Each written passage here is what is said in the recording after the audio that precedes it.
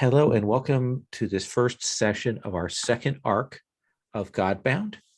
We did an arc in the third quarter of last year, and now we're doing another one for the first quarter of 2022.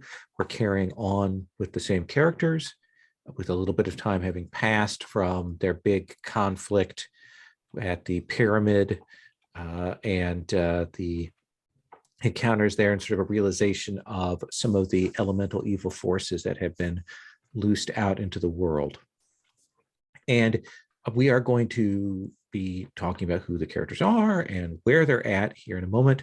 Before I get too much further, if you're watching this or listening to this and you haven't checked out the first arc, it's pretty good. Like it's pretty good. Like there's a lot of very fun stuff that happens in that. But we're starting this one, and my name is Lowell, pronouns he, him, and this session is part of the Gauntlet Gaming Calendar, which is an online gaming club. And you can find out more about that at gauntlet-rpg.com. That's sort of a community part of a larger network of things, which includes our podcast network, with the Gauntlet publishing side of things. There are a lot of different parts that we have. You should go check it out. It's kind of cool. So let us remember that we are on the island of Bashala. You're in the Assassin's Library. You have taken control of that, and by the time that we get back here, you have returned back from your expedition out to this strange temple. You have brought a cartographer with you who was there, and you have returned safely with some increased knowledge about what is going on. A quick reminder on our safety tools. We have lines currently on dental horror, harm to children, homophobia, and sexual assault. And then we have veils on eye injuries, harm to animals, suicide, and torture. And then we have ask firsts for epidemics, mind control, PC betrayal, and sexual content. So those are all things that we have there. We have a notes document that has been put together by Dan that is outrageously good. And we have a Google Maps thing that we can work with as well. So I would like to go around the character keeper, starting back in character keeper order, which means Tyler, I believe you're in first chair again. And we will have you start. Give us, again, a reminder of who your character is and like what their focus is now. If it's different than it's been, if it's changed from the first part of the first arc, like tell us about that, who you are now. Go ahead. Alrighty, hi there, I'm Tyler, he, him pronouns, and I'm playing Captain Ransom, the Raptor of the Waves, also with he, him pronouns. He is a godling, I suppose is the right word, of the sea and of birds and of theft. Those are his words, and he may be getting a new one here soonish. He is an adventurer, a sea dog. He has his ship, the Sea Wing, and his crew, and throughout kind of his whole life, he's been excited to go and find new things and see new areas and meet new people. And he's actually a pretty friendly, pleasant person. He makes friends wherever he goes, unless they try to kill him. Unfortunately, a lot of people try to kill him.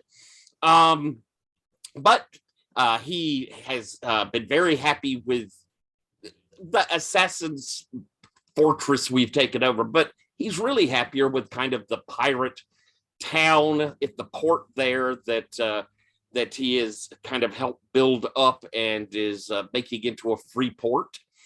And I think since we've returned, he's been very interested in kind of getting the Dizians of the city and the freebooters who come into port, trying to exert a little bit of kind of, influence on them, maybe not in game terms, well, maybe in game terms, but trying to make himself rise up as a leader of these sort of people, the sort of person they would want to follow.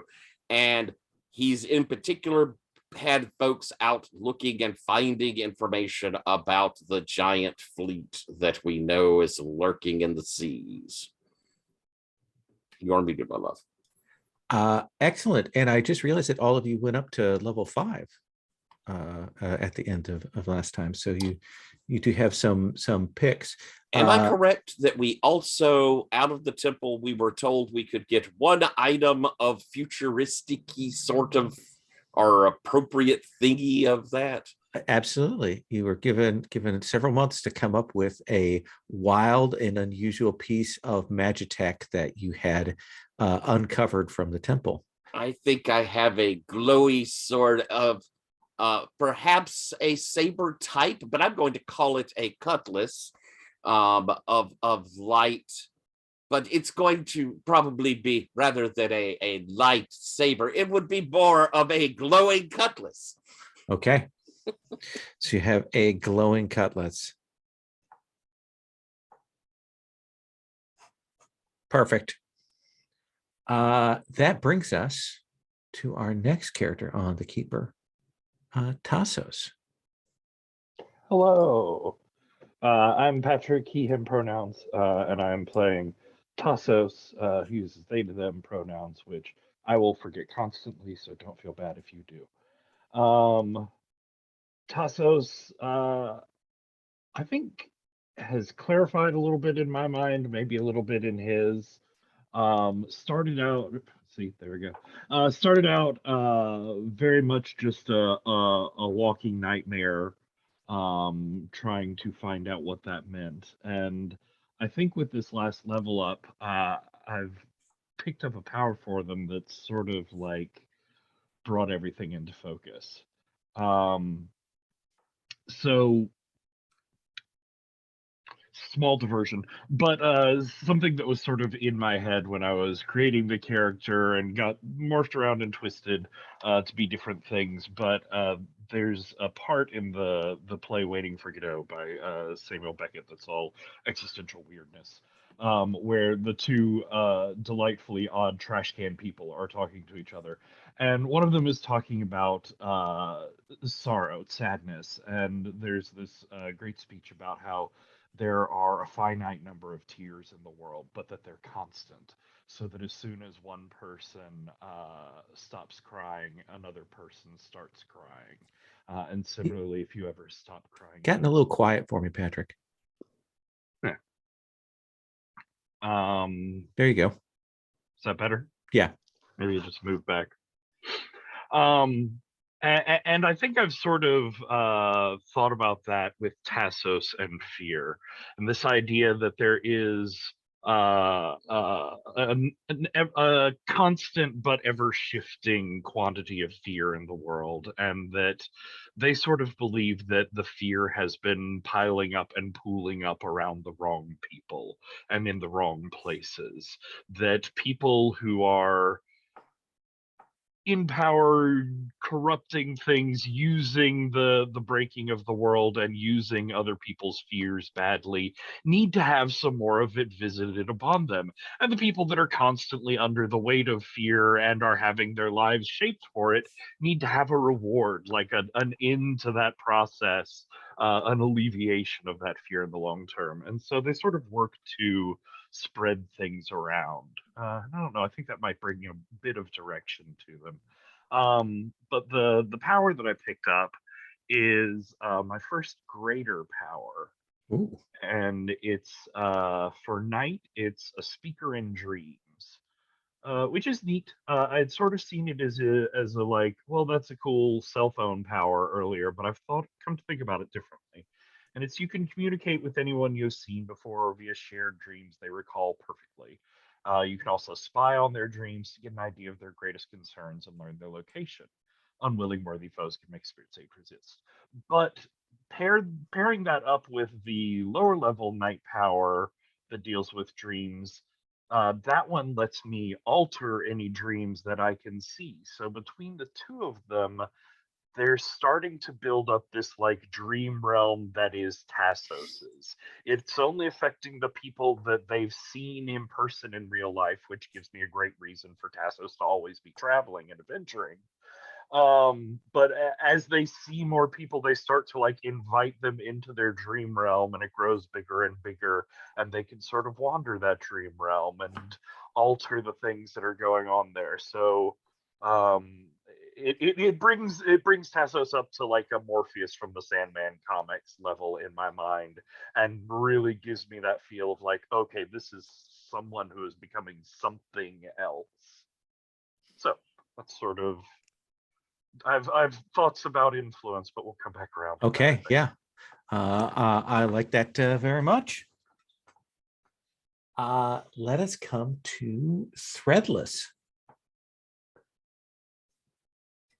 Hi, Threadless, the Loom builder. Their demens are artifice, bow, fertility, and luck.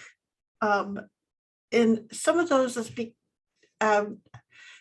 it comes from essentially her people, mostly women and children, were exiled to an island off of the coast and expected to starve to death.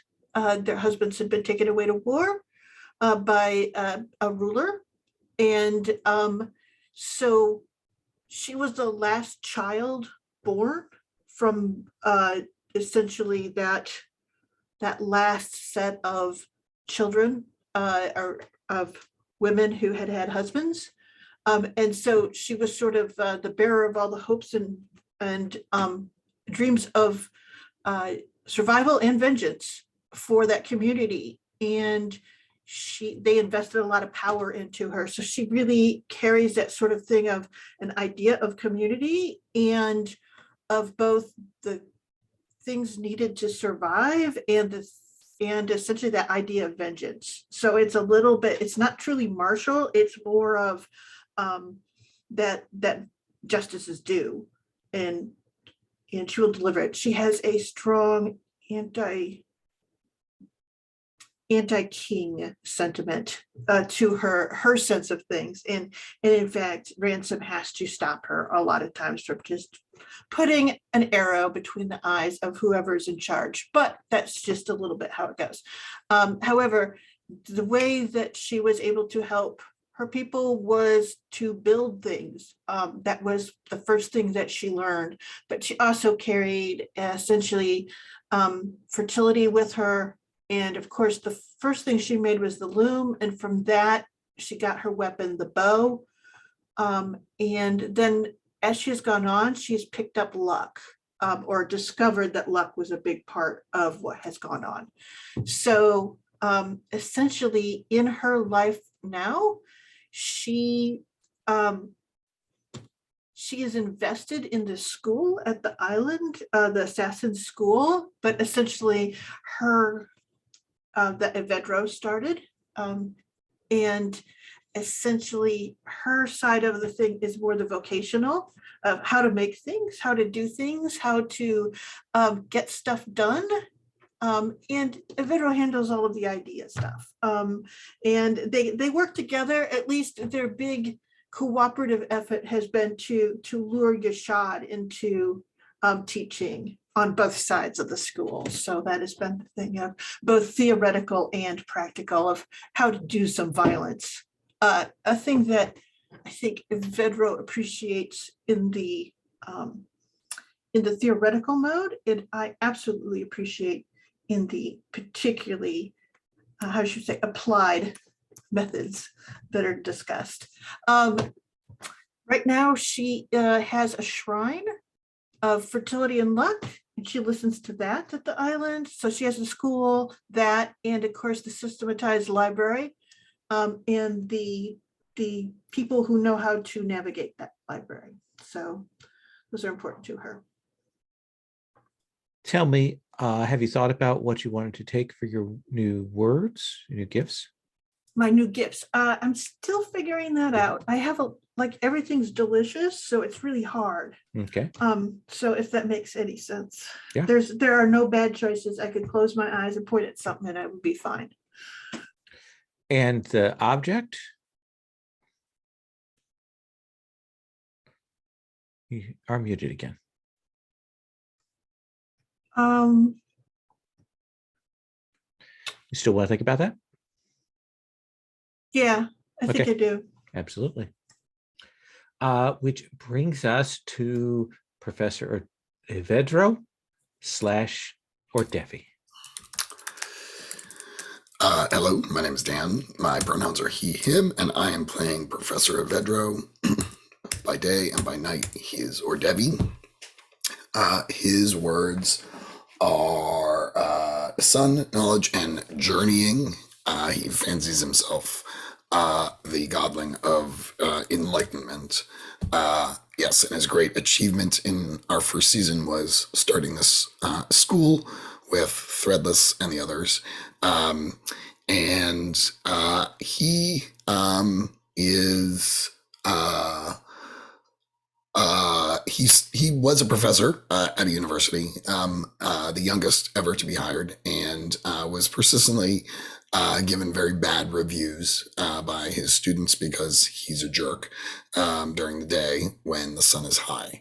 So he was kicked out of that school and took up with Captain Ransom, adventuring, seeking knowledge, satisfying his curiosity, and if Ordevi is to say, to meet new people and learn interesting things from them.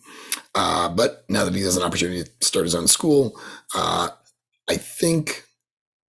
I wonder if his friends are hopeful that he will learn a little bit of humility, but it is highly unlikely. I can't even see how that's feasible, honestly.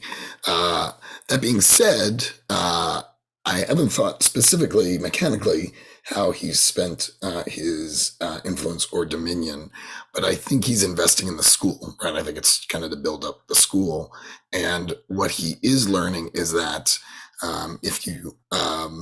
the more you invest in something, the more you have to invest in something. And so he's now become sort of overwhelmed with all the bureaucracy of running a school.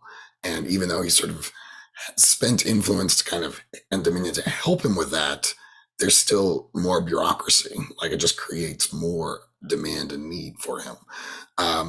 So I think he's eager to have a vacation. I think he's getting burnt out with all the bureaucracy in the school. You're going to ask me questions about gifts and words, and I've not thought about that at all. Sure, feel free. Yeah, I do think one of the things we definitely established as a fact last time is that the school is drawing people from all over. Yeah, the marketing is working. Yes. So yeah, we'll come back to you to talk about gifts and the object and so on. So just to put the sort of frame on it, you are at 5th level, which means you have that next gift of apotheosis, and that allows you to see particular worshipers and their surroundings. So the previous one, the hear prayer, allows you to kind of listen for the prayers of your faithful. And then the following one, the one you get at 5th level, actually allows you to then reach out and actually observe them from that distance.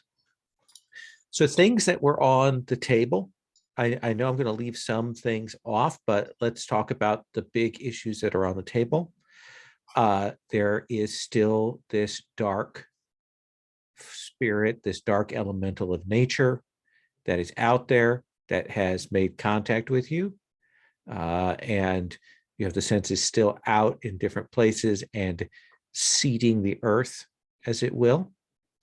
Number 2, you're fairly certain that this corrupted element of lightning, of the sky, is out there and very likely tied to these giant pirates who are out, these storm pirates that are in the sea to the southwest east of you and downwards, and we'll talk about what's happening with them.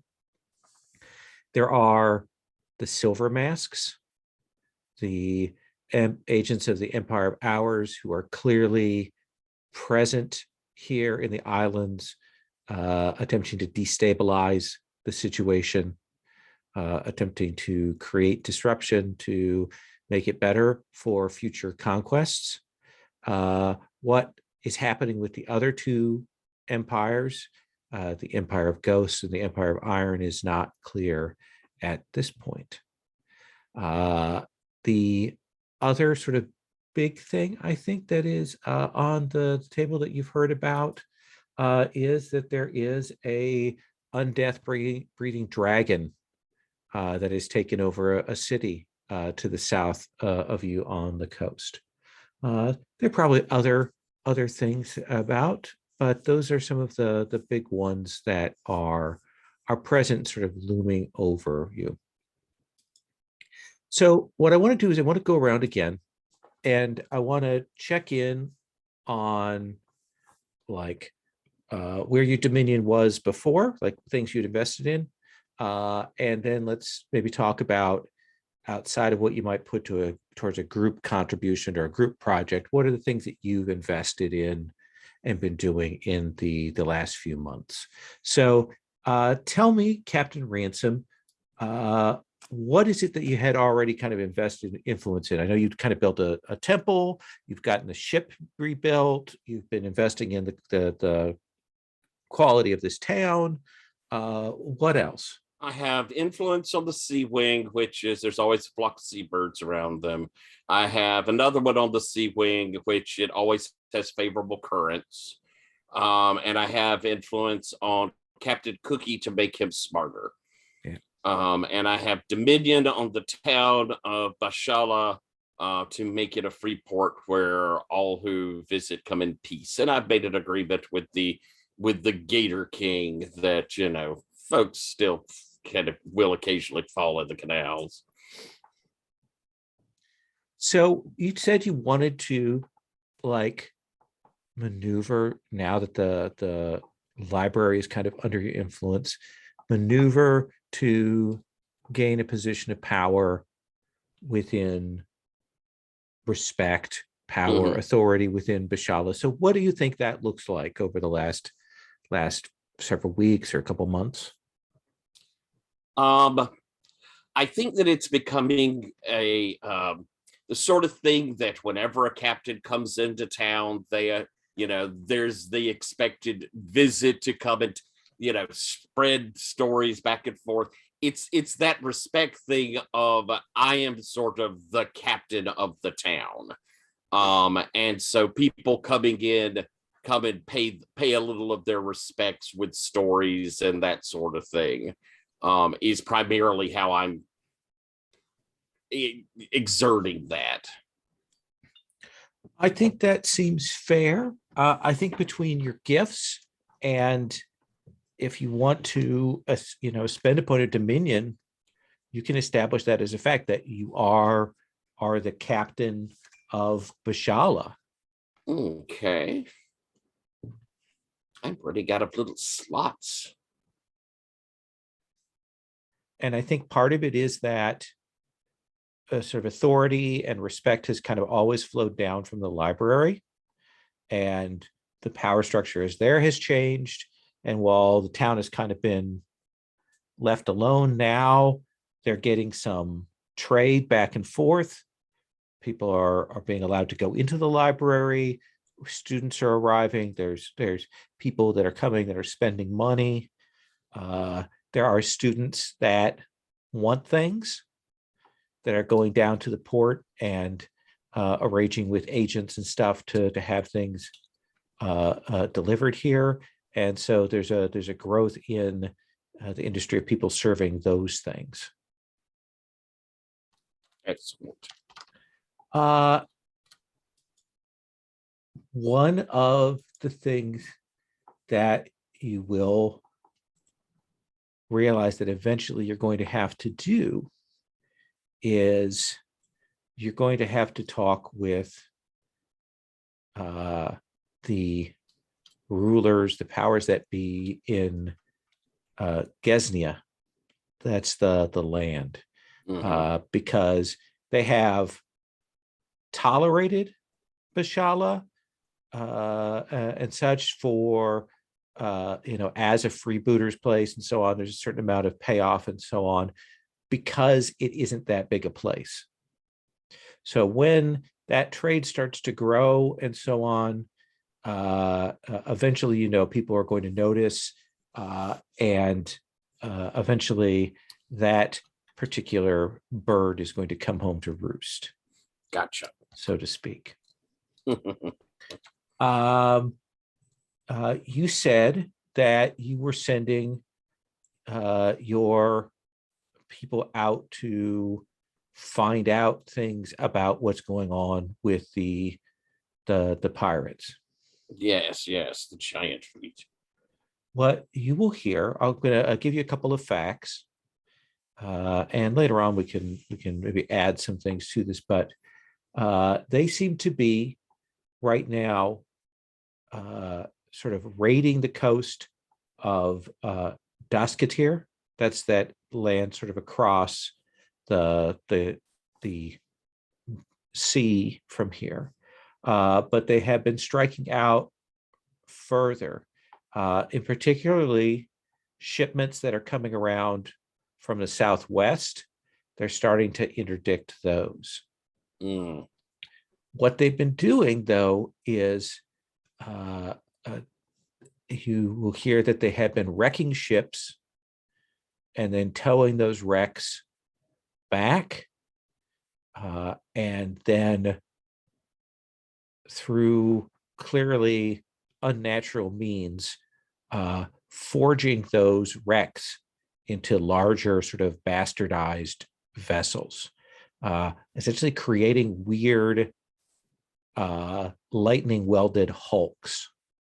Gotcha. That they are starting to get. It is said that a couple of them are enormous, and that they are. There's some fear about what will happen if they eventually turn their attention to the north.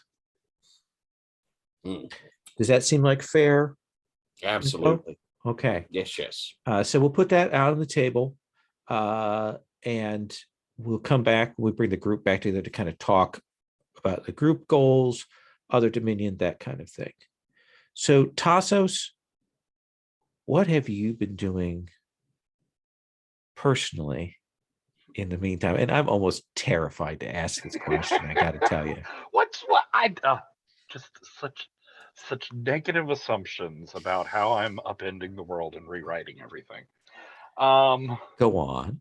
So I do have some plans for spending Dominion, but looking at the scale of things, I think I want to save up some more points for that. Okay. And inflict that weirdness later on in a much bigger way.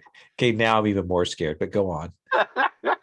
But I was looking at where I have influence spent, which is in Delic and Dala, the siblings that have become dream skippers, and in Nuanlao and her shapeshifting abilities.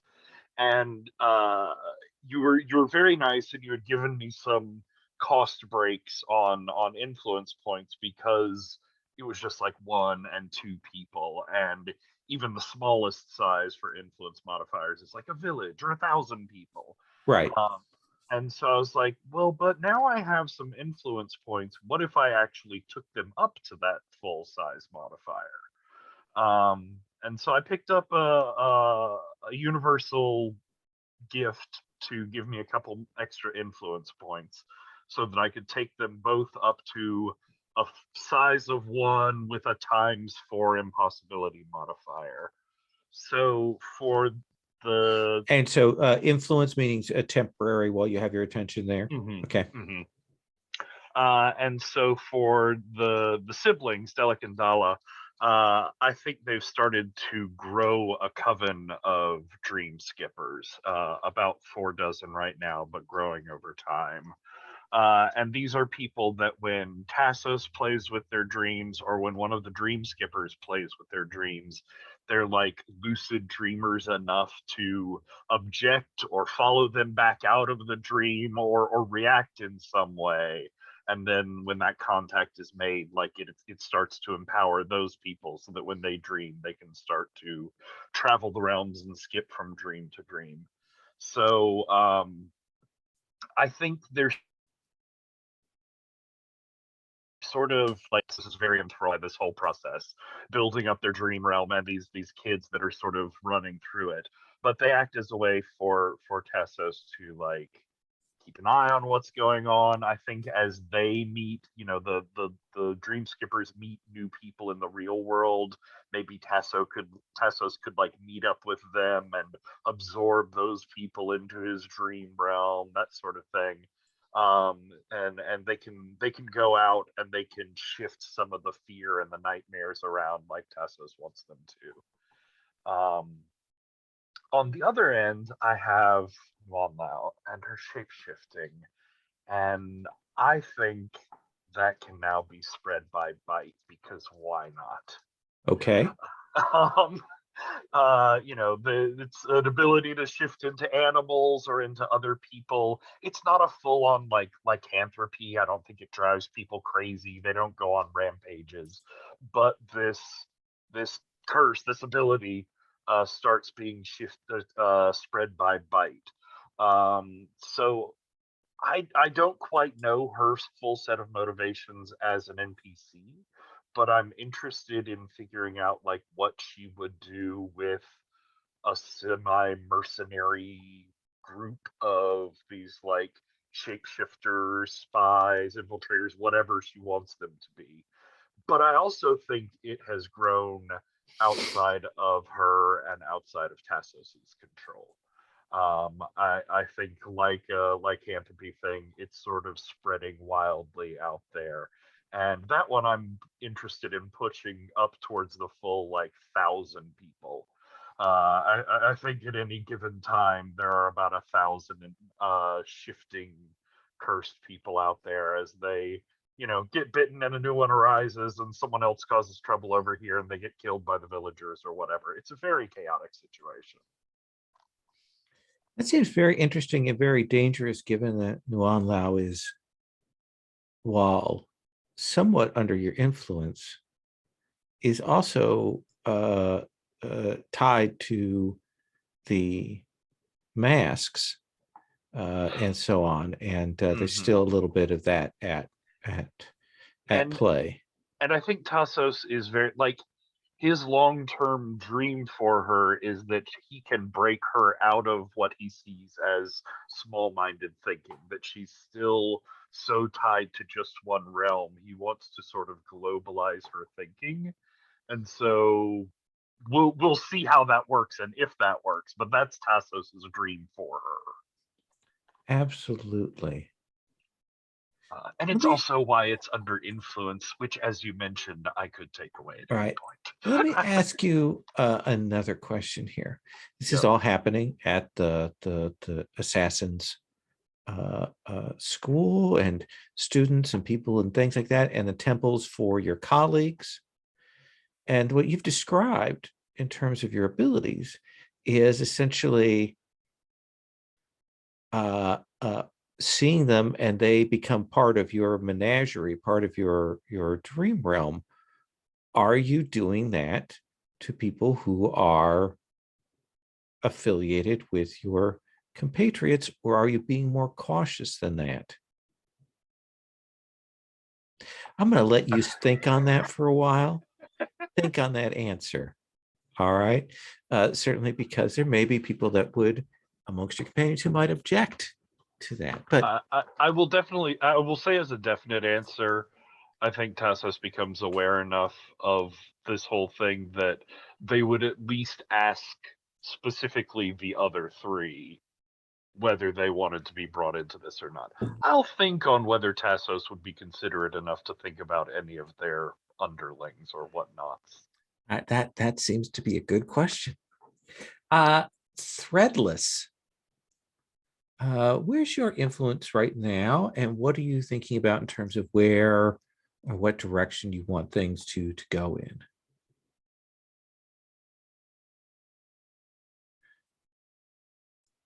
So I think when last we left, the last bit of influence I spent was on a flock of crossbows for the ship. Or was that, I think that must be Dominion or influence, I don't know which. It was something that I created and I had to do something ongoing to keep it. Then that would be influence. Okay, so Dominion is permanently spent. Influence is sort of currently at the moment. That's where you have that invested. okay, well, I don't even, I am so uncertain about how something I build requires dominion or influence, like does it always have to, or kind of thing. So, If it's doing something that's equivalent to a word level ability or something over time, then yes. But if it's something that kind of in the fiction fits justified, it isn't kind of at that level of power, then it's something that you can build and have sustained.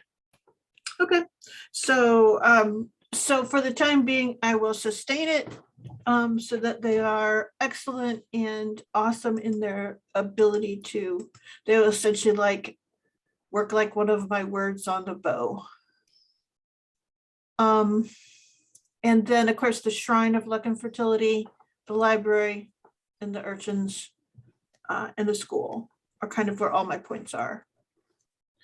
And so what are you working on right now? Like what is Threadless's focus at the moment? So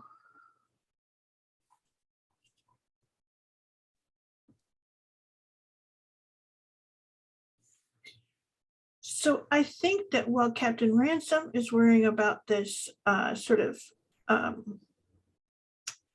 kingdom off, on the larger land that is has been, let me say, sort of tolerating us to Threadless, that means that we have to be ready for a siege. And I do think that she's probably going to invest fertility, and probably she's going to take a greater, I was thinking I would probably take a greater fertility that would actually allow us to grow any amount of plant, I mean like verdant crop growth anywhere on this little island, so that essentially we could put up with, now she has other things that she could do where she could just like spit out tons of we say farm goods per day, but for the time being I'll just go with a sort of ability to have incredibly fertile land, since there is land that goes back along the river towards the crocodile places and stuff like that. And along the shoreline, so I imagine we see that turning. So probably, the profile and look of the island will have changed, within a couple of months, from the more sort of, deserty pirate island to a more verdant jungle, highly vegetated place. And what do you think your role has been in the school with that? With that particular role about Well, that stuff, or like what have you been doing with the school, your place in it? So I know both you and Avedro seem to have, like, that was your strong focus. Yeah, so I think one of the things is that she definitely has been with her work as artist, has been like teaching the basics of making machines, making structure, that sort of idea. But she also has pulled from, of course, all of the assassins to to have them teach to some extent, because to some extent she wants them to have more assassins. So and I think like one of the people that she actually spends a lot of time with trying to build a thing, how do you say, a curriculum with is Banchal, because that's the one who like becomes whatever he needs to in order to assassinate ghosts and spirits and those kinds of things. He's an ogre assassination. So it's a real weird sort of thing of like, he knows a lot of lore. They know a lot of lore about, you know, all of these different spirits and things like that. So talking about that lore and then how one, you know, changes to affect those creatures, not always to kill them, talk about affecting them, talk about hiding from them, talk about those sorts of things. But it is a practical class. It's not about like where they come from or anything like that, but it's how do you identify them? How do you avoid them or, you know, stay hidden from them? How do you negotiate with them? What are the useful things to know about their habits? You know, those sorts of things. That sounds good. Yeah, but mostly she's kind of just, what do you say? Also, she sort of is fascinated with Banchal, if that makes any sense. That brings us to Avedro or Devi. What do you think the biggest challenge has been for Avedro in this process of the school becoming larger? Meeting demand. The marketing efforts worked really well. I think, I mean, I would be even prepared to say that part of his dominion was sort of leaking out and instigated this demand and interest in the school because part of him wanted it, even though part of him wasn't really sort of consciously wanting to build the demand so fast. And so students have started showing up. And so he ends up using his dominion to create infrastructure to meet the demand. So if building dormitories or hiring people or creating, you know, the necessary bureaucracies, a lot of his work totally gets tied up. Or a lot of his efforts get totally tied up in just maintaining this school. Do you imagine that you end up with, a set of people who are always coming to you to ask questions, or is there somebody that arises at some point to be essentially the headmaster? I mean, I think. I like how you asked that question.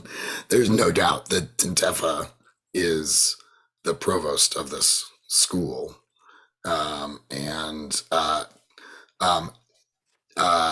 Kindly, despite the abuse that I sent his way, really kind of steps up a lot. And most of the requests are not coming from all over. They're coming from him. Where he's like, we've got a bunch more enrollment, or we need people to teach such and such a thing, and so I'm just trying to sort of respond to every request that he makes very respectfully, and knowing that he is working towards the same goal that I have, which is to create the greatest university the world has ever seen. Excellent. Is there anything else that we should know? Is there anything else that Avedro or Devi is doing dominion or planning wise that kind of falls outside of the realm of that school? I think he was utterly delighted by their trek into the mountains, and is eager to do this, sort of just counting the days to the next vacation. So he's been doing some research to try and figure out what other kind of remote, interesting place could he go, ostensibly to recruit professors for the school, instructors for the school, but really just to go and find something cool to explore. So let's take our first break here. We'll come back at the hour, and we'll do some like pairing up or group discussions about where we go to next and all of that kind of thing.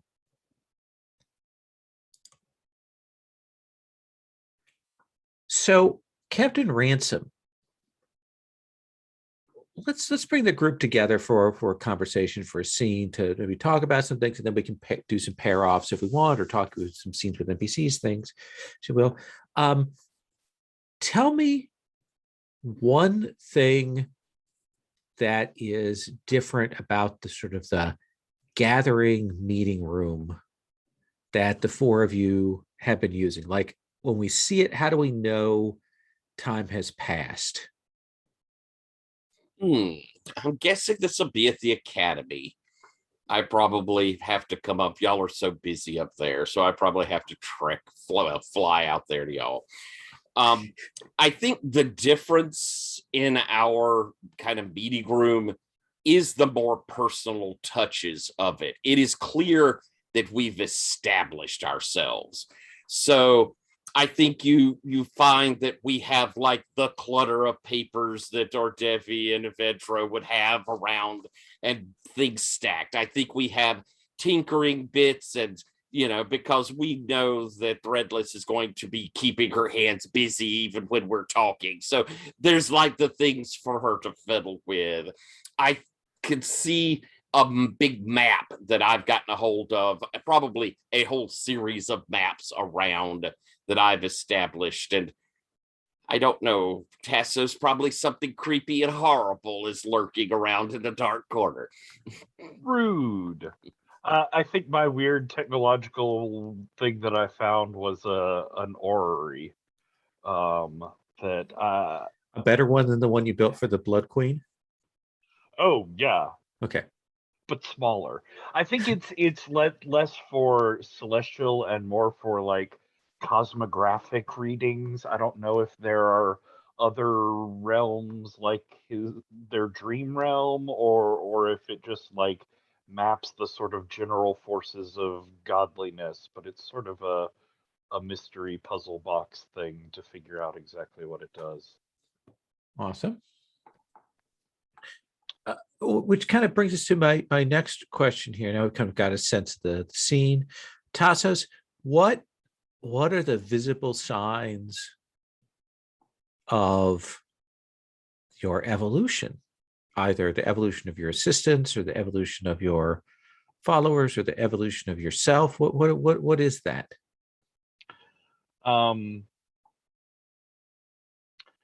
I think Tassos.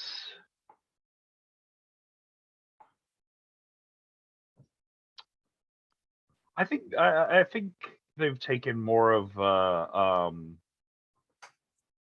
like tailored approach to how they tend to dress. We had that really good like ball scene where Threadless made that amazing outfit for Tassos, and I think they've sort of taken a bit of that to their personal style. More shoulder pads, more sort of tailoring lines, definitely more belts.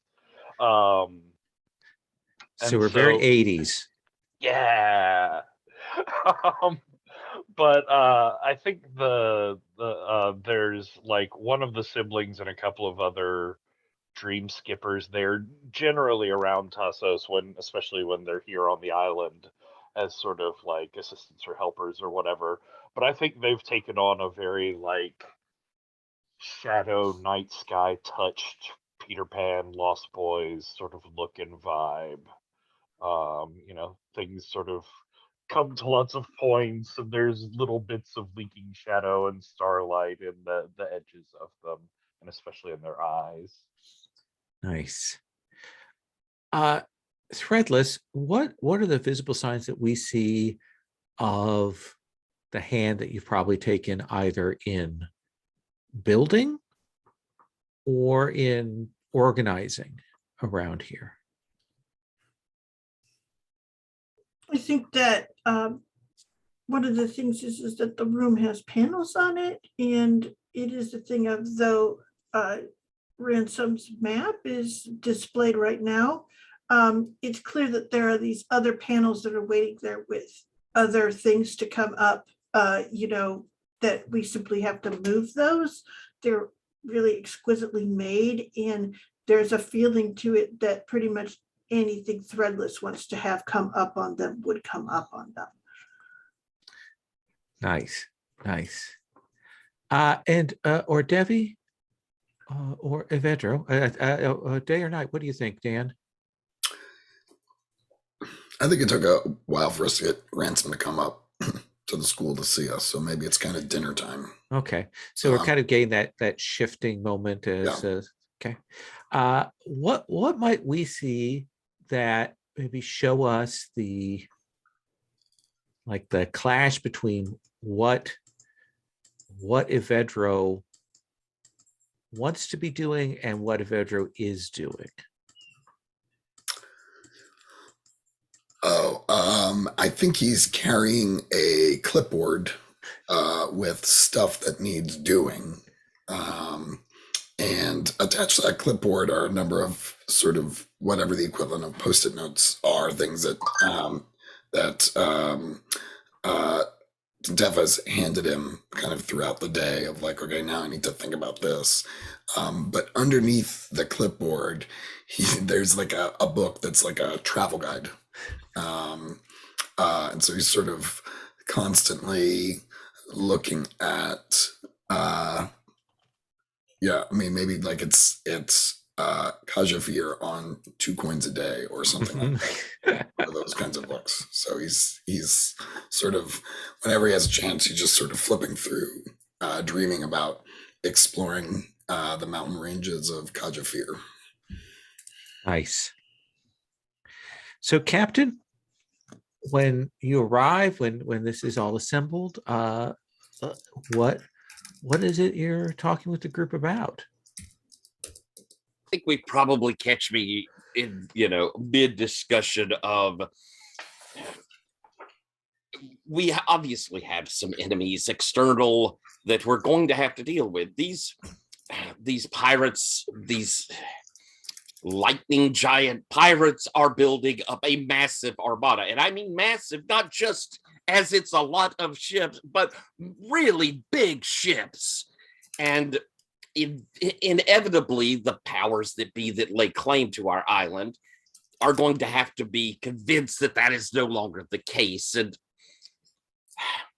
I feel like we need to shore up defenses for the island. And then an expedition should be sent to one of the two of these problems, these things to deal with. That's what I'm proposing. Any ideas on how best to defend the island? I've thought about perhaps changing the currents around the entire island so it's extraordinarily hard for any ship to get there. Here. It would require pilots to be able to come into port, but I think I could work that out fairly well. Yes, yes, it would make our island a place of death and fear in the ocean. No one would ever come here again. That would keep it safe. That is not exactly the idea. But, I mean, the currents would then take them away. But aren't they plundering all over the place? Is it not true that they would just simply go elsewhere and continue to wreak havoc wherever they go? I agree with you there. I think that's why I would rather have the island defended before we go to handle something. Keep the home place secure without us here, because I know that all of you have gotten very used to being here in the academy and you have so much to do, but I think I'm going to have to set sail soon and see this fleet for myself.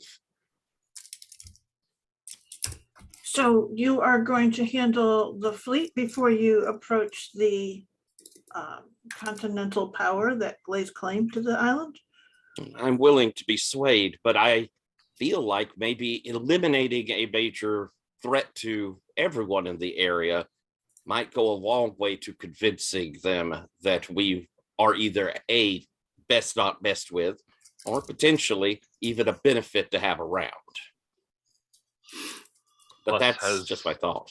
anyone actually met lightning sea giants? They sound very interesting. I've been getting some reports just of seeing the armada at a distance. I don't.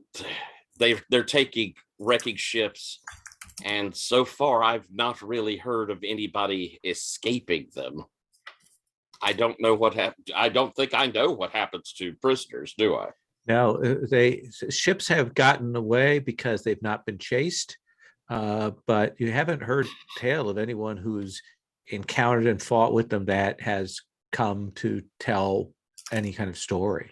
That's why I feel like I'm going to have to, or whoever might like to accompany me, go give them a look. All right.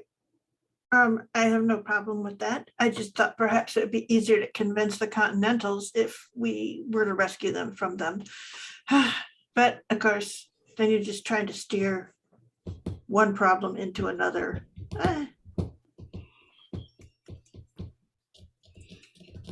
So, sure. Just tell me when you want to leave. Do you want any other kind of defenses on the island? Something I can build? Bigger, more ballista? What do you think for? I'm just kind of coming to everyone. I feel like it's in all of our best interest to have the place secure. And I admit, Threadless, your skills are by far and away the best at fortification of a hard location, I feel. Of course. And she sort of stops. Though, of course, Tassos's powers are more difficult to ken. They are also effective. Again, a feeling of fear and loathing will keep away a lot of people, but perhaps not the pirates. So I do want us to still maintain trade and people getting here. So your suggestion is that there are pilots. How do you get the word out on that so that those people approaching would know to wait for a pirate or pilot before they, sorry. You see me get a little bit almost embarrassed and kind of blush a little. Well, I've been spending a good bit of time on the docks here, and there are rather a lot of gulls, and I've been teaching them to talk and think. A couple. I was thinking that they would make excellent couriers back and forth to ships. So far, I've only had one chick that is particularly eloquent. Most of them just say food over and over again.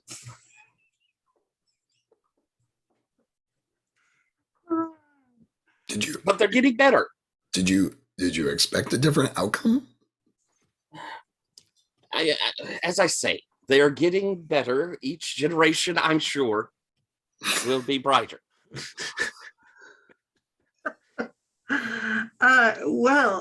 So how many more generations before we have the automatic gull navigation assistance?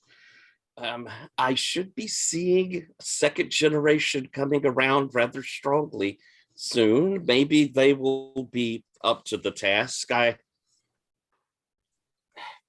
very optimistic. And for mechanical terms, I intend to uplift some seagulls. Okay, and I do have fertility, so I probably You could could do help some along, trick yeah. to, yeah, Ah. yes. So you want talking seagulls to warn incoming to provide ship. for back and forth, and of course they'll be able to scout the island and the area around. They guide the ships in. That makes a lot Yeah. of sense to me. Yeah, I was figuring going at the 1,000 range for a population that would maintain. Yeah. Now, how do the gulls know which are friend and which are foe? That's going to be kind of this off of their intelligence. As people come in, they will, those that come to trade here will be able to get a password sort of thing, or to get a pilot. But from there, the harbor master would have communication to know what they are. And, it'd be the same as having a pilot coming through the reefs. You have to trust to some extent, but it would, keep out obvious big naval fleets. Okay. All right, and I can always make better equipment for the harbor master to be able to see further out to sea. All right, yes, building. I like those things. Yeah. I don't think this is particularly difficult given your things.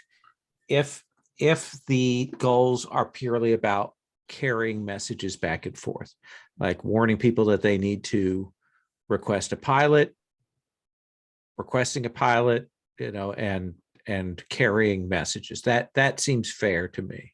Okay. So yeah, invest in Dominion and you can do that.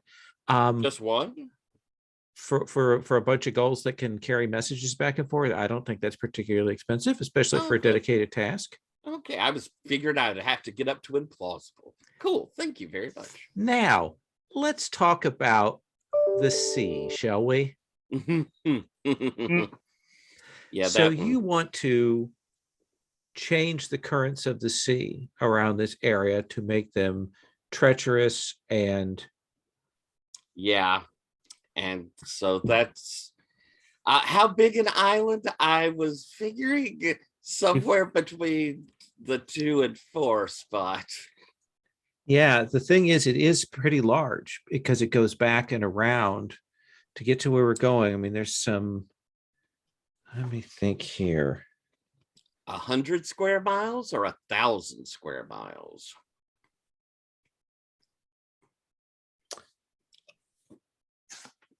Let me quickly look and see what does 100 square miles actually look like versus 1,000 here. I will say that their area is like, 1,000 square miles. They put 1 billion people in, consider it a region and province. 100 square miles visualized.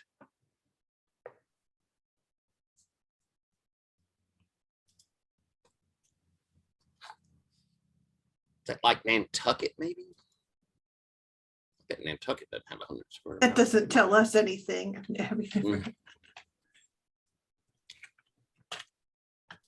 Maybe Manhattan? Let me see here. Here I'm going to come down to North Carolina on this map.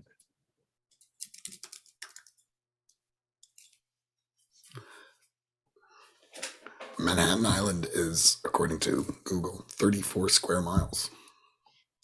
Huh. Let's see if I can draw. 1,000 square miles is about as big as Yosemite National Park. I didn't think our island was that big. Yeah, now I think we're talking 100 square miles, and that's mostly in terms of the amount of water that you're going to need to cover, to get that, so that people can't land, on the backside, or, imagine that most of this kind of stretches out from the port itself, but there's a wraparound, right? Mm-hmm.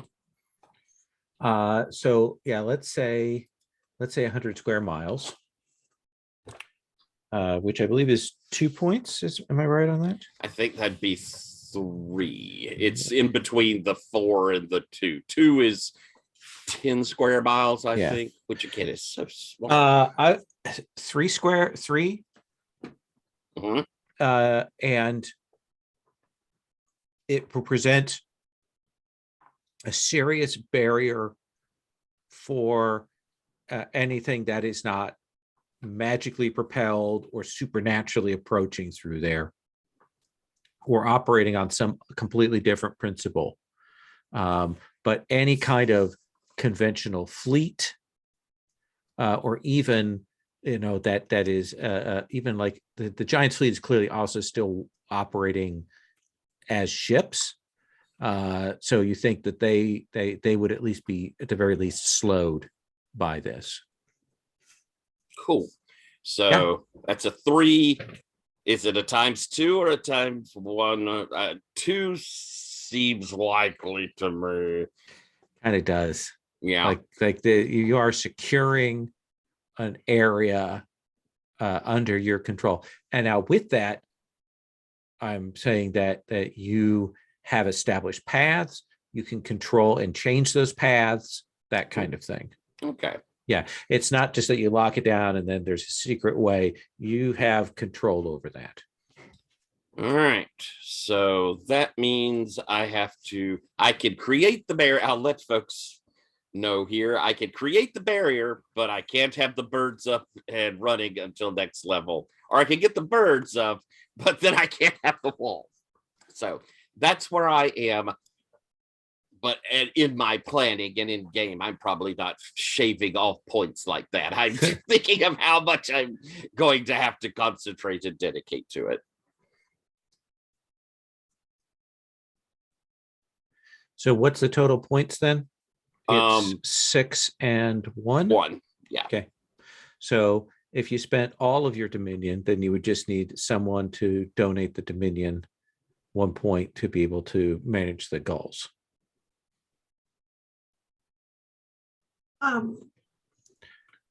Alternately, you can spend influence on the goals to start with, and then you can make it permanent later if you want. Let's do that. That's the perfect thing. Excellent, because I have plenty of influence. So tell me what that looks like, Captain Ransom. What do we see? Not the goals, but the sea thing. The goals, I imagine, there's a big, there's a parliament of goals, or I don't know what they're called. I think it is flock, isn't it? Probably. I think there's probably even me having to really make an action of this. So there is like me heading out into the water across the harbor and maybe turning into like a big whale as I begin making this circle. And this divine energy, this is by far and away the largest miracle or largest thing I've ever done. So we have this gigantic whale, and as it's swimming, it's so large that the currents are beginning to follow it. And as I lift my tail up and do a tail smack into the water, we see like a whirlwind or a whirlpool sort of form up behind it. So we have these weird currents with their little whirlpools that'll pop up here and there as I circle the island, coming around and around it. Perfect. So let's check in with the others about kind of just the decision has been made. This is where you're going. This is what you're going to do. Avedro, what is it that you have to do to get ready, or what are the preparations are you making for this jaunt, for this journey? I feel like I'm gonna go. I can't remember which our NPCs was the one who was teaching everyone how to fight. But I feel like I'm going to. Was it Yashad? Yashad, Scholar of Violence. Yes. Also a squabble of Yashad. I think Yes. I'm going to ask Yashad to pick out 2 or 3 of her best students I'm assuming we're all going, or some of us are going to go fight the pirates or the pirate giants. And so I'm going to recruit some folks to join us to help with the fight. She says, so I won't say that any of the students that we have so far in the couple of months that we've had them are up to the task of fighting giants. However, there are a few less promising students that, were they to fall in conflict, I don't think it would be a great loss for the school. Irshad, we've talked about this. You cannot just kill students you do not want to teach. That would make it difficult So you keep saying. to attract new students. What I really think is you mean you shouldn't. What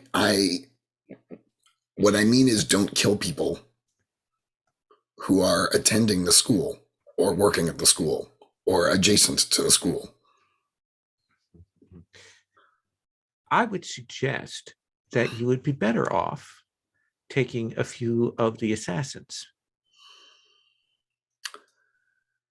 I did not know that they were still here, but that does make a lot more sense. Yes, my colleagues are still here. I've had a lot on my mind.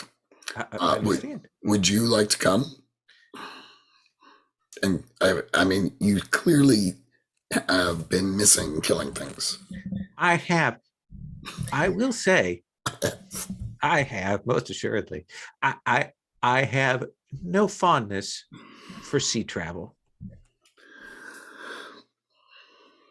So I will decline your generous offer, and we'll commit to you that I will not kill any of our students while you're gone. I just need you to hear what you're saying out loud. Like, those are not words that you should have to even say. Are there assassins that do not mind sea travel? God forbid we have to travel to go get to the things that we're going to kill. I think most of them would be amenable to travel. Okay. And given the things that you're speaking of are both sort of humanoid and spiritual, I'm sure you can find volunteers from both sides of the fence. Is there one that you would recommend? Is there Tom Sakar? Tom Sakar is our most skilled assassin. She's quite skilled. Fantastic. It's not that you want to eliminate her, right? No. Okay. No. I would have told you if that's my purpose. Excellent. You seem to think I would dissemble to you. It's hard to tell by looking at you what you're thinking and feeling. That is to my advantage. I will go speak with Dunskar. Excellent. Well, good choice. And I will continue to train our students such that we will be able to throw them into the vanguard of the fight here soon enough. All 12 of your students, right? All of them. Thank you.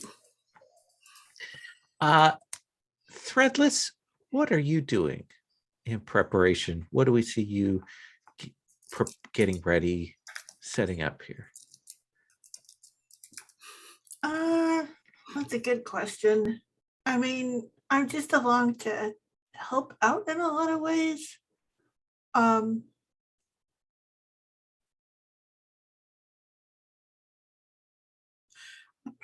will go and talk to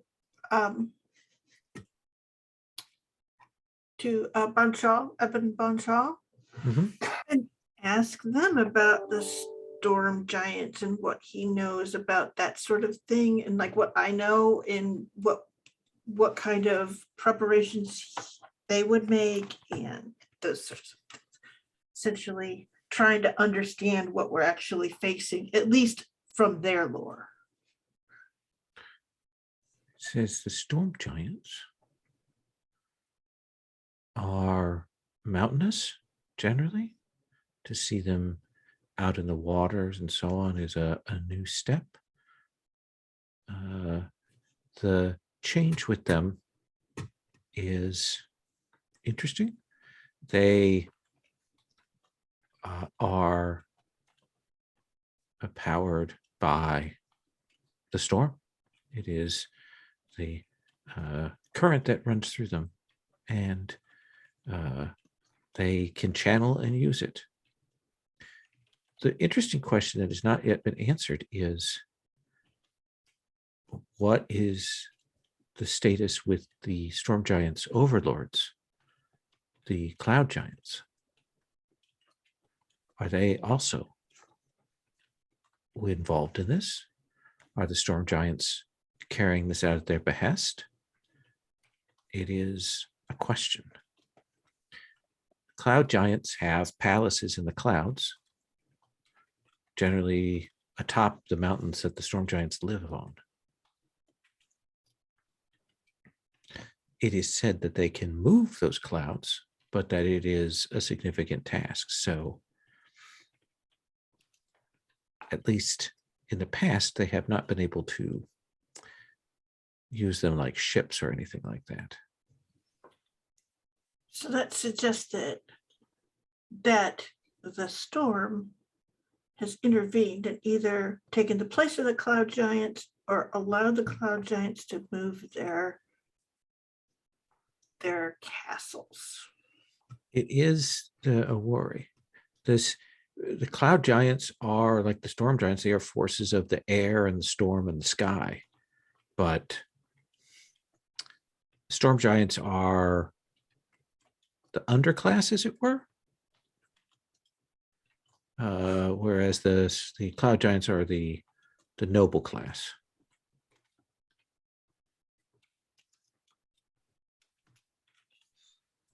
And storm giants are only between 12 and 14 feet tall. Oh, phew, no big. No, cloud giants range up to 20 feet tall. Better nutrition, as I understand it.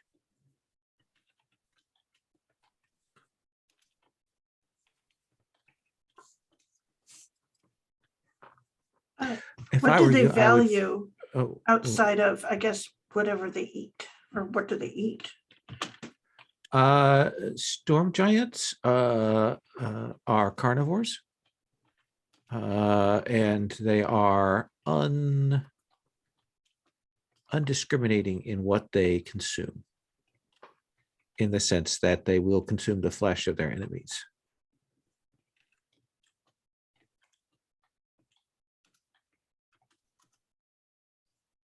Okay. If I were you, I would consider how to deal with the lightning and the storm itself, based on what you wrote in your report on the jungle. You were able to create some kind of cage against the power, so perhaps something of that sort. That around the ship. Mm-hmm. Excellent.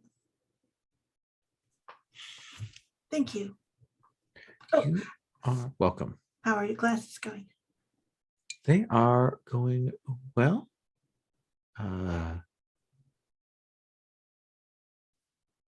There are a lot of non-assassins here. It's not how I was raised, so I'm trying to adjust to that change of situation. Mhm. While we're on this trip, I hope that we'll have the chance to stop off and, how should we say, scout for more assassin candidates. If these guys have been going around plundering and pillaging, there's certain to be some folks that have been left behind. I know that Temple and Ken are both wondering if they should once again open up to take contracts again. Since you and your companions have taken positions here, we have not sought contracts? Should we? Choose for substances. I don't see why not, if you wish to. I will convey that to them, but we will, of course, check with you and the captain and the others before we undertake to accept a contract. Certainly. And if you need any assistance, just say. All right. Tassos, what are you doing? So in the whole discussion about seas and gulls and whatnot, it has sort of occurred to me that, Tessos, with their shape-changing abilities, like, would be uniquely suited to help birds learn how to do human talking and complexities like that. So I think they've been helping out with that, and I think I've called Nuanlao out there to like help me with that for the afternoon, but really to like ask her about her opinions, knowledge about why these giants are traveling, and to try and sort of like talk her into coming with us.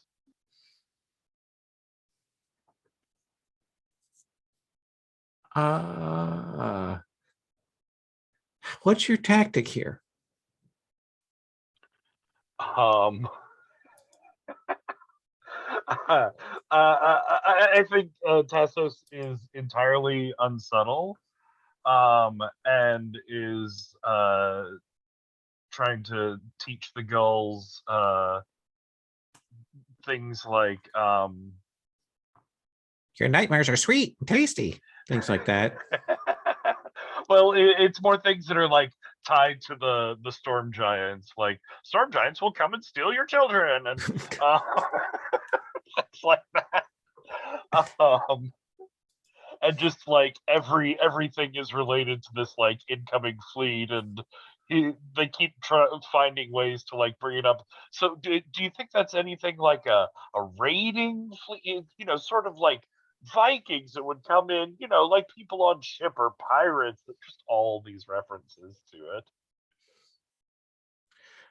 Let's have you make a charisma roll.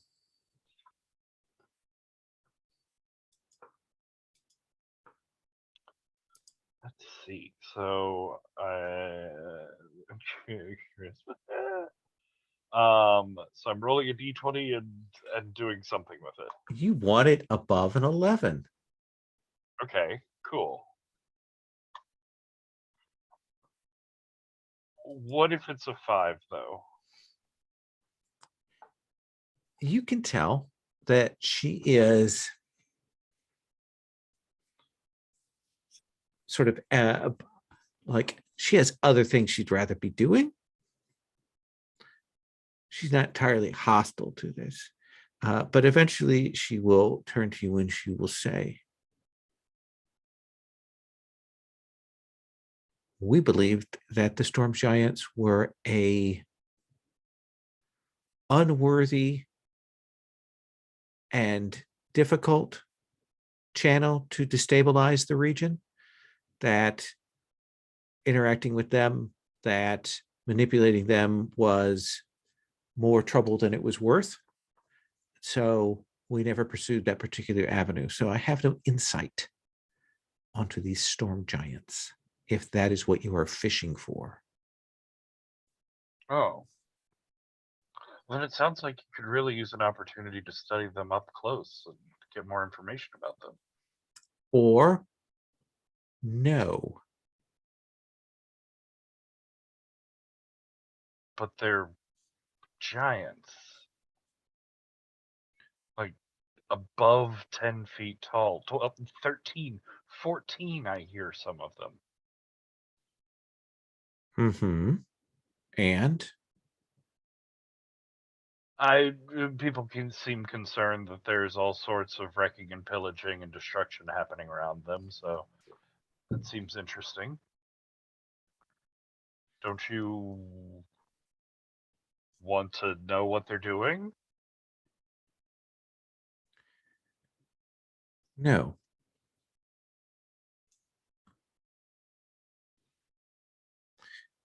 you have given me a gift. And she says gift very like with a certain amount of venom to it. And so I am making the most of it, and I am exploring the limits of the flesh. So, what are you interested in finding out then? That is for me to know and for you to discover later.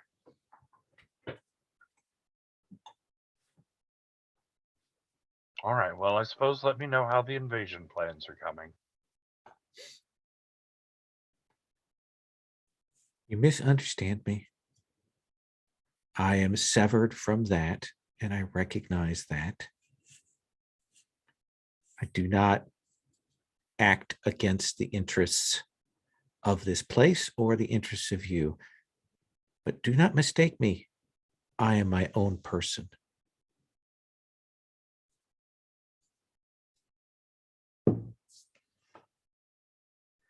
And she will leave. Storm Giant will steal your babies. Ah! Oh, good, good, good. Now, you turn, help your neighbor. Everybody help your neighbor to the right. And the other right. No, not behind you. They're very bad at left and right. Because they can't do this, you know. It's just, they're both eyes. Yeah. It makes nothing.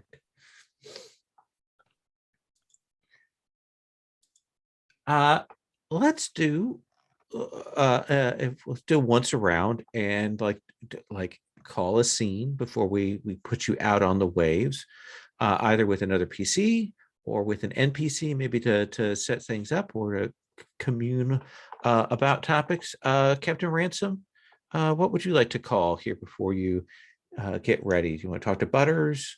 Do you want to talk to one of the other NPCs we've got? We've got a lot of people here. Leisha. Yeah, Leisha is who I think I want to speak with. I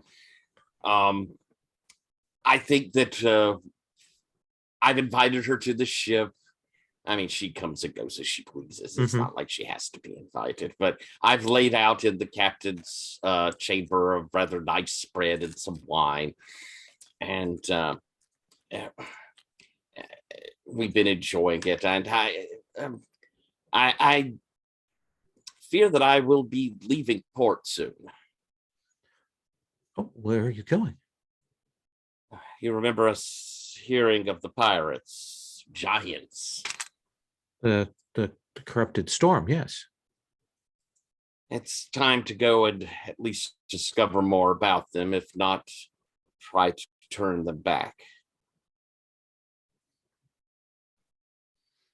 And she says, perhaps a little surprisingly to you, given how freaked out she was at the temple and everything that happens. And she says, oh, may I go?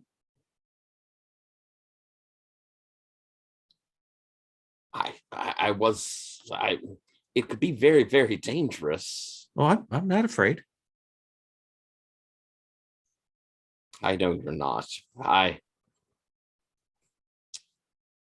huge part of me wishes to say that no, you shouldn't come because it will be dangerous and you may be hurt, and I can't imagine you being hurt.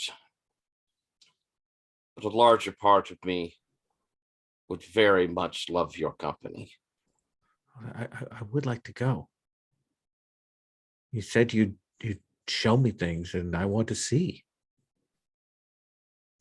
Then of course I would be delighted to have you with us. I've been taking some classes, sitting in on some of them, so I know how to handle a sword. Well, we'll get you outfitted well, find you some good armor, and I'm sure you'll be careful.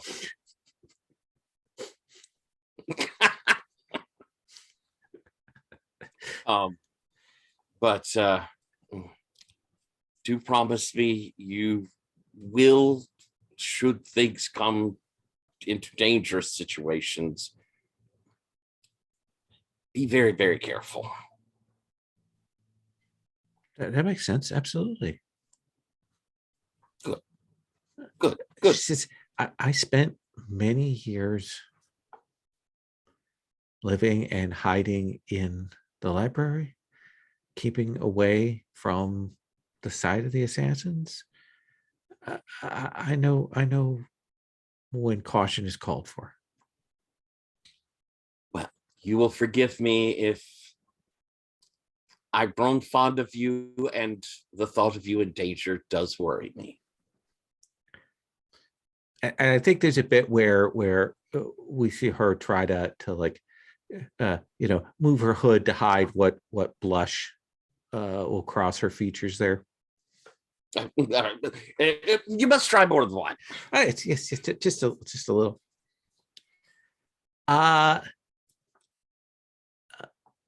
Threadless, let's have you call a scene.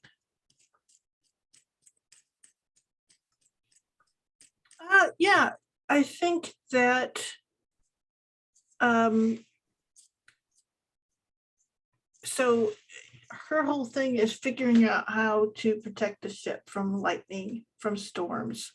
And so I think that's probably what she's working on, that kind of weird going through the ship and figuring out how she can do things that will mitigate the damage that is going to be taken as they approach. Mm-hmm. So let's see here. So who do you have with you? Who's your person that you would bring along to assist? Probably a shipbuilder. Probably one or two on here, because there's got to be basic lightning protection on ships. I mean, it's not like storms don't happen at sea. So I think that she started with that and what the ideas are behind it, because that's been around for a while. And I know that a ship can't be lightning proofed or anything, but it can be lightning protected. So yeah, let's say you get Rutal of Arwinshaw, is one of the captains who when you're speaking, he'll say, yeah, I know. We came through the Bridge of Furies. We had to protect our ship then. Because I get the basic idea. You have to have like the mast that's high enough to take the strike, and then there has to be metal all the way to the sea to ground it. You need to. The storm will be drawn to the sky iron, to cold iron, more than anything else. So you have to get it to go where you want. It never always will, but you can draw it and shape where it goes. Right, sky iron in particular. Okay, great. And she looks at that and she goes, and she says, show me it in a ship that you've got it built in. So, and essentially we'll walk that ship. And he'll go to his ship and he'll pull out stuff and show you some of the fittings and things like that. All right. Yeah, and I think that's kind of like she sort of gets very obsessive about what's necessary. She always starts from lore that she can find, and she starts making stuff up. Okay. So we will say that you will build something to essentially create a degree of damage resistance to lightning for the ship. Yes. Okay. Avedro, who do you want to talk to? PC, NPC? I'm picturing this scene where I'm sort of in my office talking to Tintefa, and we're sort of kind of wrapping things up before I head off for this thing. And he gets real serious, and I mean, he's always kind of serious. And he says, "There's something I need to show you." In my head, I'm picturing kind of this scene where he's leading me down kind of this series of tunnels underneath one of the buildings on the campus, revealing a big problem that's festering under the school. It's not come up yet. It's not appeared yet in the chat. I'd suggested a night road is maybe starting to coalesce there, but I will leave it up to you, Lowell. But I'm wondering if we're sort of seeing it, some kind of infestation manifest, and I can't deal with it right now. So, there are a set of tombs and catacombs that are down here. Yes. Old catacombs from before. We've had people doing rubbings and things like that. There are a great number of them. Most of the ones in this gallery, and he kind of gestures, big hall that goes on with multiple tombs and things like that, are generals, military figures, things like that from the wars. Apparently, this was a great tomb of honored dead.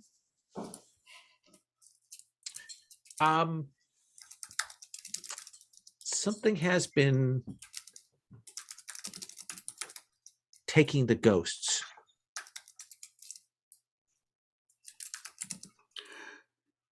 I don't know what it is. There's been some kind of, I don't know if it's a gate or a rift or a summoning or whatnot, but the something is stealing the ghosts of these generals. Have you seen this yourself? It is a little outside my purview, but some of the students that have some magical talent had some spirit sight and saw something, and then they got that unpleasant fellow, Mineros, the one with the bike. Yeah, I remember him. They got him to come down here, and apparently this is something that he knows about. And he said, "We've got someone stealing the ghosts." And then he left, and then I went and got him, and I had him further explain it to me because he didn't want to explain it the first time because that's the way he is. But that's it. He explained to me there's some sort of transit or force that is stealing them. To what end, I'm uncertain.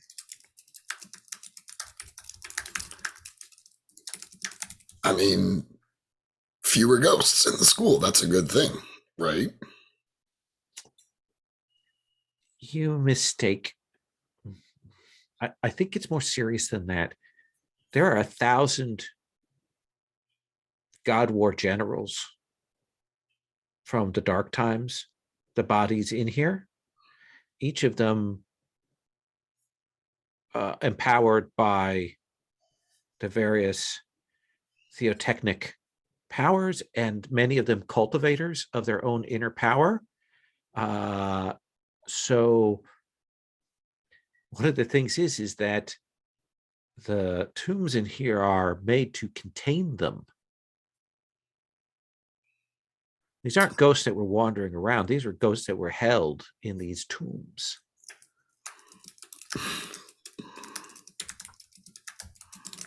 So a little nervous about that. Is it I get that it. you can do? I mean, we should probably take care of it right away, correct? I mean, I don't know.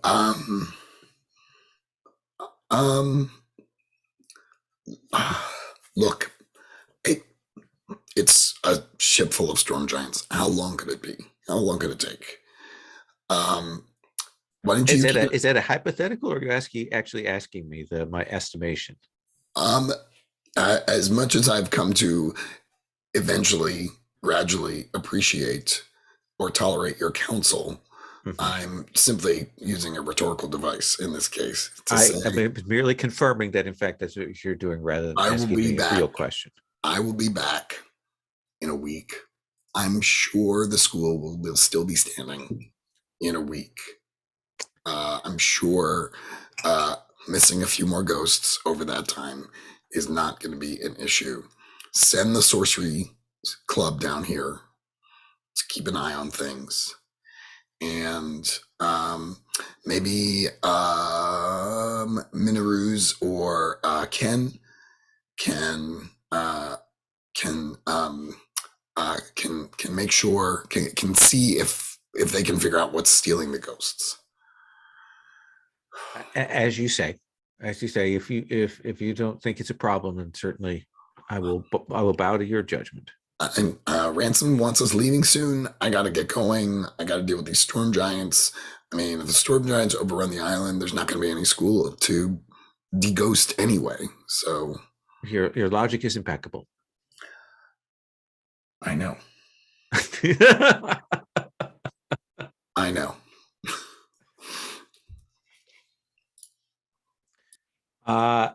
So we will get that set. Let's. I think I actually want to stop here, so that we can. I think we're like, I don't want to like start on a journey and get things going. I want to start like us on the ocean, waves heading towards having spotted the first storm giant boat for the start of next session. Does that seem fair? And I'll also check in with people about abilities if you've made choices on words, and generally other things. You have all worked hard on your facility. You've all worked hard on your school, things like that. You have invested time and energy. You may all take 2 Dominion.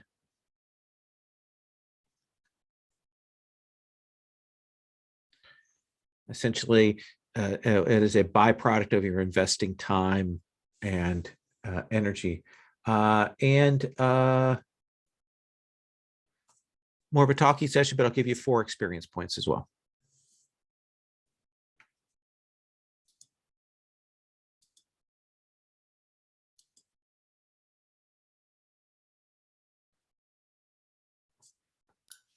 Does that seem cool?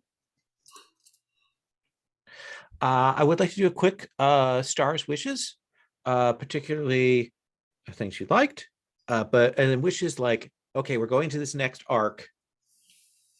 What do we want to see like in the immediate coming up, or what do we like? What are ideas for you that you have for long term on the table? Captain Ransom, can I start with you? Certainly. Let's see. Stars. Oh, and yes. You're going to present. You're going to show us the influence word next time, right? Next time I can do it next time, or yeah, or if you have the preview. document for it, if you want to give everybody the link to look over. Do you want to explain what that's about? Yes. I have created a new word that I'm going to pick up, because passion and command both are very mind controlly icky. So I'm doing more of an inspirational leadership being the word.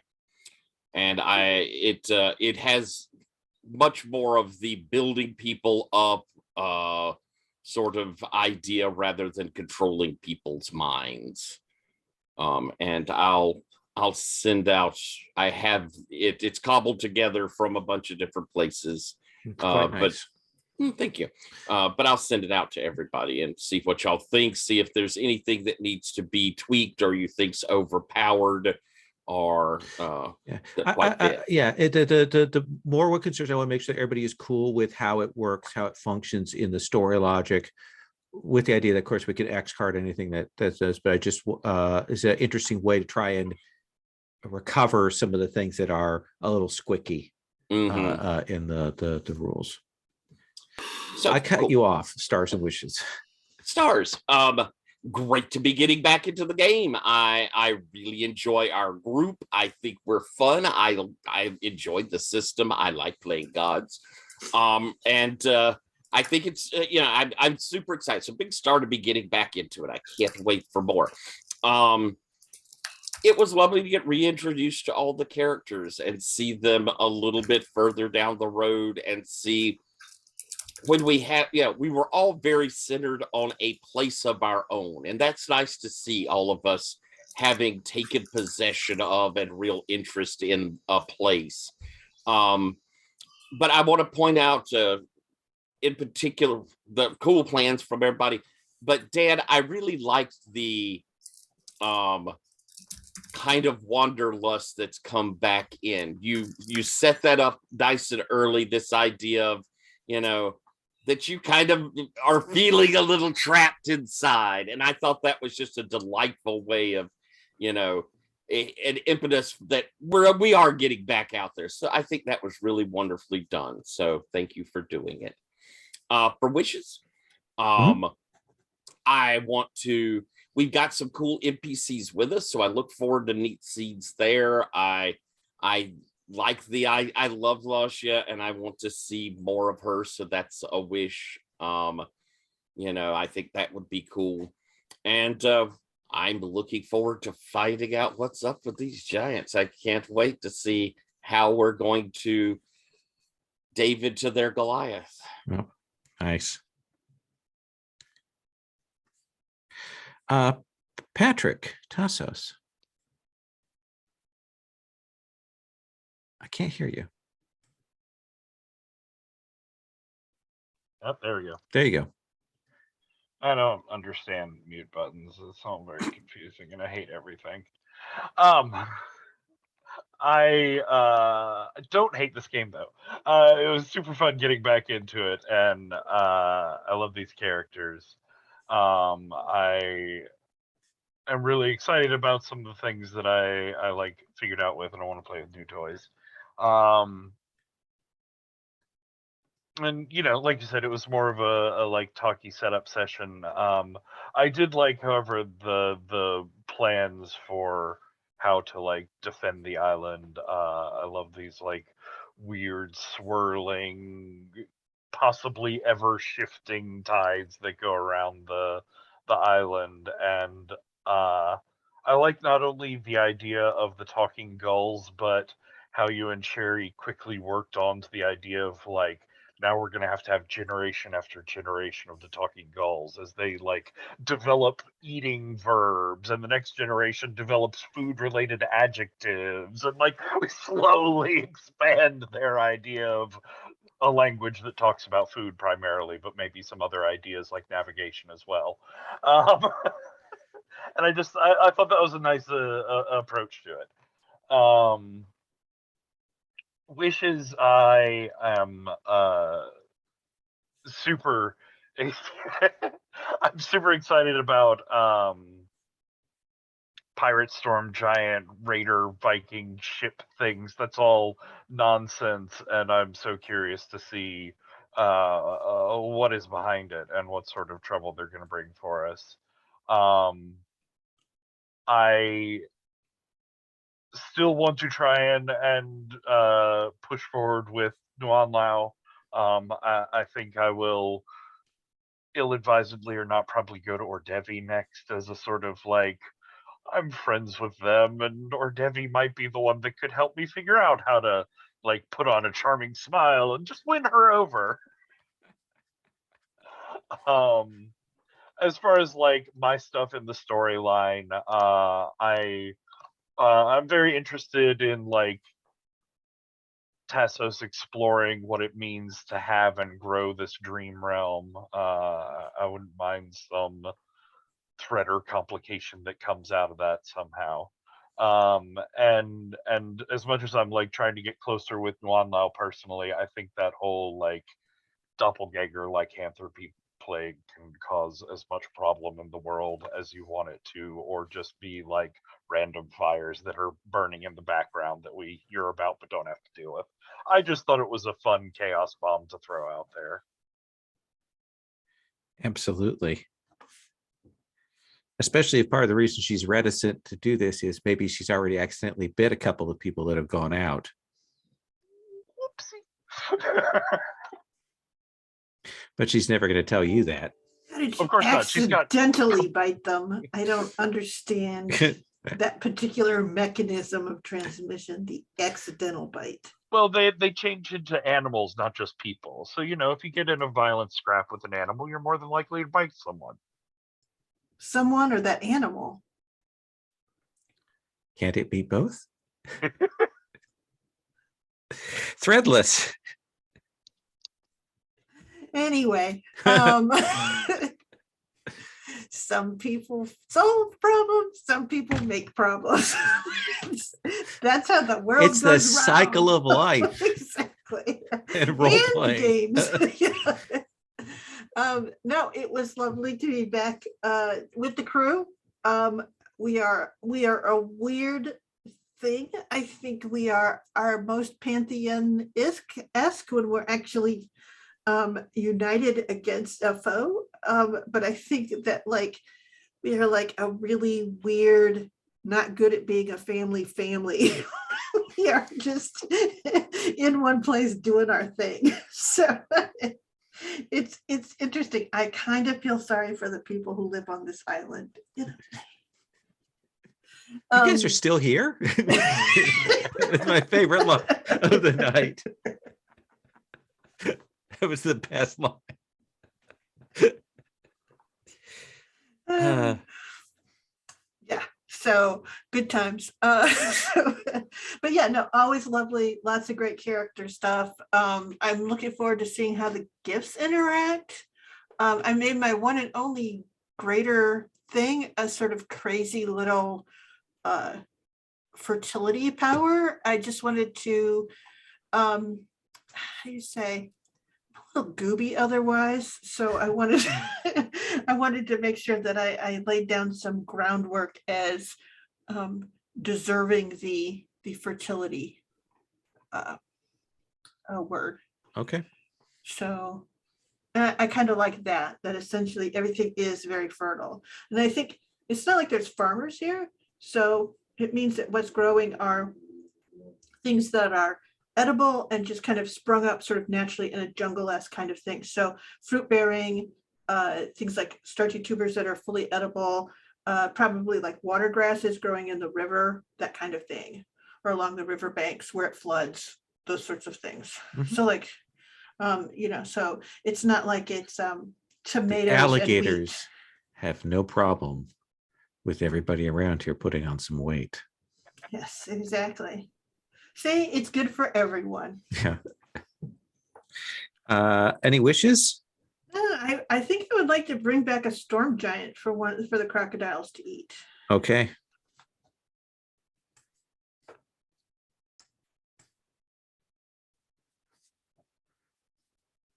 Fair enough. Or Devi. I love getting to write down. I'd like to bring back a storm giant for the crocs to eat. As your scribe, it just brings me a lot of pleasure.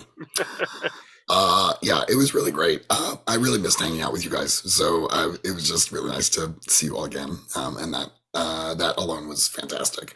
And also reintroduce the characters. I was wondering how much growth we would see, and it was really great to see Patrick take Tassos in kind of a more focused direction, and I really liked Threadless sort of buckling down and getting to work and kind of like, okay, justice is for another day. Now we've got to protect the island, that kind of thing. And Ransom's ever-growing flock of folks that he's trying to provide at least some kind of moral center for. I just love seeing all that come together. I had this moment where I was like, maybe or Debbie grows up or Avedro grows up, maybe he stops being a jerk. And then I realized it's too much. His personality is tied very much to the sun, right? And it's like, this is a constant in a sense. So I kind of like being able to explore that again. Wishes, I've not done a very good job on my bookkeeping, so I don't know exactly where I am with kind of points to spend on gifts and things like that. I feel like I've squeezed as much out of these 3 words as I can. So I think I'm going to pull a Tyler and write a word. I haven't found another word that I particularly like. So during this session today, I was brainstorming. I put a few different ideas for words, and I am open to feedback and input as to if you think any of those is interesting. Meanwhile, my wish is I would really like to do some like serious combat with these storm giants. I feel like we've kind of had this great starting episode of like, oh, things are just continuing as normal, and now we are level 5 Godbound, and I'd like us to kind of see how we come together and fight something. So I like the idea of bureaucracy. I also like the idea of metal. Like they've got some interesting words for stone and things like that. That sounds, both of those sound cool. And Dan, looking over your stuff, that as far as I could figure out, because I don't think we started with any extra points, we should be at 14 gift points, and it looks like you're at 12 out of 14 right okay, now. thanks. So I may not be ready to, might not be able to afford a word yet, but I'll Not quite yet, yeah. but next, getting there. Yeah. Yeah, I'm wondering about like the idea of bureaucracy and stone or lattice, or like things that are organized in crystalline structures. Interesting. Might kind of be interesting. So I'll play with that. Thanks for the input. Thank you, everyone. I had a great time. You let me throw a bunch more, throw some new stuff and build on some old stuff. So I enjoyed that. And I also look forward to seeing some of the NPCs out there playing. I'm very happy. I'm going to stop the recording.